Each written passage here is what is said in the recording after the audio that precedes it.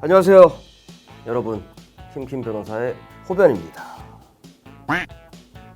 뭐해 말 안 하고. 사실은 말이죠, 오늘 균변이랑 저랑 촬영 일정을 항상 약속을 잡는데 오늘 부득이하게 개인적인 좀 일이 생겨가지고 지금 오늘 좀 늦을 수도 있는 상황이어서 제가 일단 촬영을 시작을 하겠습니다. 그의 빈자리가 굉장히 크게 느껴지네요. 개인적인 일정으로 촬영에 늦는 균변을 강력하게 규탄하면서 오늘 방송 시작해 보겠습니다. 나가 있어 일단.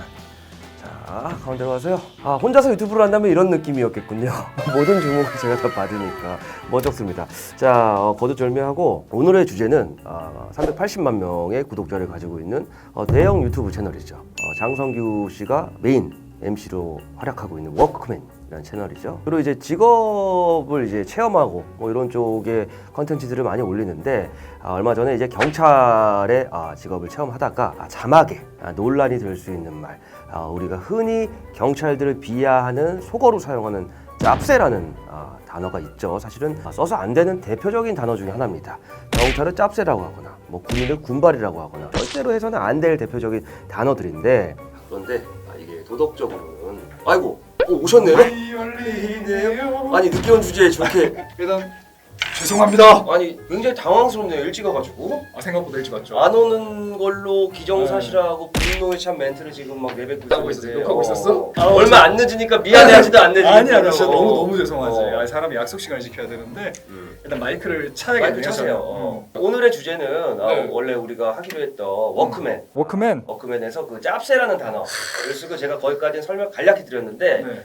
그 경찰 체험편에서 한 3분 30여 초 보면은 이제 거기 이제 경찰관 분들이 이제 그 동네 순찰에 도시입니다. 금은방 같은 데가 이제 범죄에 노출되기 쉬우니까 그런 데를 미리 이제 범죄를 방지하기 위해서 돕는데 금은방을 하시는 여자 사장님이 계신데 자기 남편은 영등포에서 금거래소를 하신다는 거야. 근데 그 바로 뒤에 지구대가 있어서 굉장히 안전합니다 라고 했더니 자막에 역세권을 뜻하는 그 세권, 짭새를 뜻하는 짭, 짭새권으로 쓰고 짭을 JJOB, 짭새권으로 썼는데 이게 무리수를 뒀네요. 사실 워크맨이라는 채널은 청소년분들도 굉장히 많이 보고 성인이 봐서도 사실은 그게 그렇게 큰 뭔가 페이소스가 있는 웃음 포인트라든가 그렇게 느껴지지 않습니다. 근데 제가 알기로는 그 워크맨이 JTBC의 자회사가 운영하는 채널이거든요. 근데 그 정도면 메이저 방송사의 버금가는 그런 이제 역량들을 가지고 있을 텐데 뭐 아무리 유튜브나 이제 개인 방송의 톤앤 매너라는 게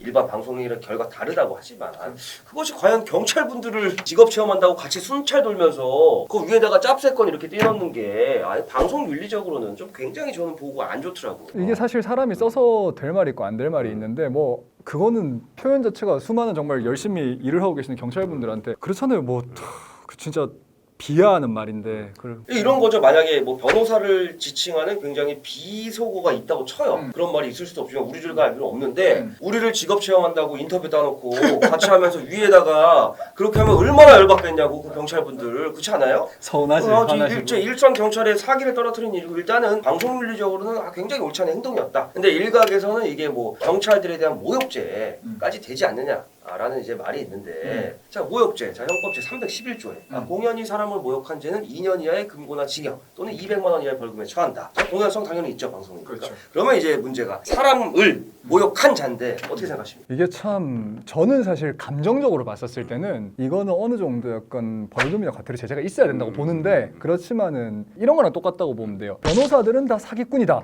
라고 이야기를 했을 때 과연 모욕죄가 성립할 것이냐 뭐 같은 문제거든요. 한 직군 전체를 이거 집단에 대한 지칭이라고 하는데 집단 모욕죄라고 그러죠. 예를 들어 변호사 김호희는 나쁜 놈이다 이런 모욕죄가 되는데 변호사는 나쁜 놈이다라고 하면 모욕죄가 성립이 안 되거든요. 이게 뭐 우리 법원에 일관되는 예전에 그 판례도 있었어요. 그래서 우리 채널에 간혹 등장하는 장영석 변호사가 국회의원 할 때 유사 사례가 제일 유명한 게 이거야. 아나운서로 준비하는 대학생들과 저녁 식사 자리를 가지면서 아나운서 비하하는 말을 했죠. 내가 그거 뭐 얘기했는지 내 입에 담기가 싫어서 차마 담기가 싫어서 패스하고 다 아실 겁니다. 근데 모욕죄가 신고죄잖아요. 그렇죠. 그래서 아나운서협회에서 고발을 했어요 그때. 그래서 1심, 2심 유죄 나왔죠. 그렇죠. 그리고 대법원에서 어떻게 됐습니까? 깨졌죠. 네.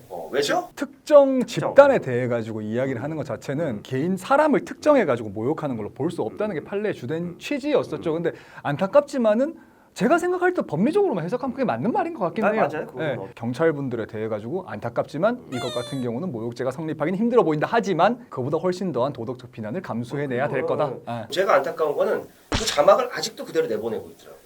그걸 안 내리고 그대로 내고 화제가 됐는데도? 그걸 통편집으로 날리기 어려우면 모자이크 처리라도 하든가 그렇게 하는 게 좀 필요하지 않을까 생각이 들고 그리고 이런 건 있습니다. 경찰 집단에 대해서 비하를 하는 비속어를 썼기 때문에 모욕죄는 안 되지만 출동한 경찰관한테 취하거나 아니면 진상 부리면서 그 단어를 썼어요. 그건 모욕죄죠. 그렇죠. 그 경찰관분한테 한 특정이 거니까. 돼버리는 그렇죠? 거니까.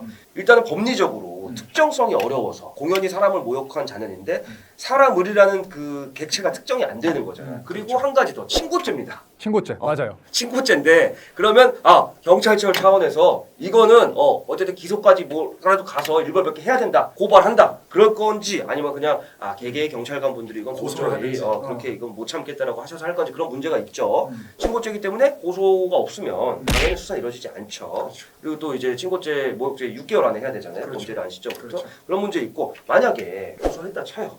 경찰 집단에서 하던 일개 개개 경찰분들이 하던 그러면 피고소인 피고발인 누구로 특정할 거예요? 장성규 씨예요? 아니죠. 아니죠. 그 어떻게 보면 그 방송을 송출해냈던 최고 책임자가 책임을 지거나 또는 그걸 직접 뭐 편집했던 사람이 편집 감독이 이제 문제가 되거나. 왜냐하면 그 여러분들 이제 오해하시는 게 일반 그런 공중파, 뭐 종편, 뭐 예능 이런 나오고 그 정도 워크맨 정도 되는 채널 출연자들이 편집하는 거 절대 관여 안 합니다. 감독 그 편집 감독님들 고유의 권한이고 그거 장성규 씨는 몰랐을 거예요. 그렇죠. 그건 몰랐을 거고 그런 차원에서 그 균변 말대로 편집 감독이나 아니면 총 메인 PD가 이제 대상이 될 수 있는데 굉장히 법률적으로 까다롭죠. 지금 벌써 단계가 여러 개 있는데 이걸 통과해서 수사해서 재판 넘기더라도 아까 대법원 판례가 있기 때문에 특정성이 어렵기 때문에 그 부분은 법률적으로는 성립되기 어렵다. 정리드리자면 모욕죄라는 게 성립하기 위해서는 어떤 사람을 지칭하는 거, 특정성이 있어야 되고 그다음에 공연성, 전파 가능성이 있어야 되는데 본건 같은 경우는 당연히 공연성이나 전파 가능성은 방송이기 때문에 충분한 거죠. 공연성이라는 거는 사람이 뭐 많은 데서 많이 들을 수 있는 데서 전파 가능성, 그걸 들은 사람이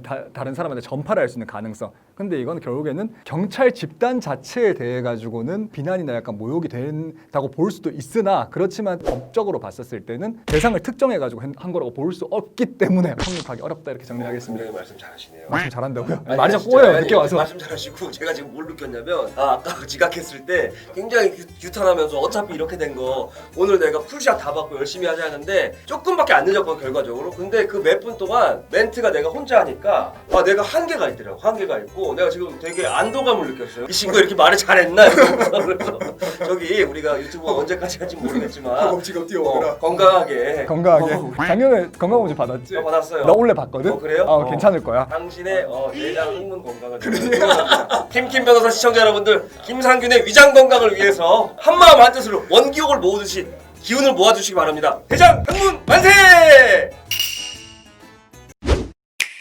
아무튼 저는 뭐 그렇습니다. 워크맨 채널도 그렇고 기타 대형 채널들 특히 좀 방송국이 제가 담당하는 곳은 또 많은 청소년들이 좋아하고 어느 정도의 시청하고 무게감이란 게 있으니까 그런 거는 좀 구체적으로 많이 좀 고려를 해주셔야 되는 부분이 아닌가. 오늘의 결론, 재미를 위해서 선 넘지 말자. 그런 말을 사실은 말이 인격을 또 나타내거든요. 저희도 이제 어렸을 때 써본 적이 있습니다. 근데 그런 말은 나이 먹고 스스로 안 쓰게 돼요. 그리고 그런 말 쓰는 사람 굉장히 저급해 보입니다. 일단 기본적으로. 그러니까 우리 채널 시청자 여러분들은 항상 바른 말, 고운 말 쓰시는 하루가 될 것 같게요.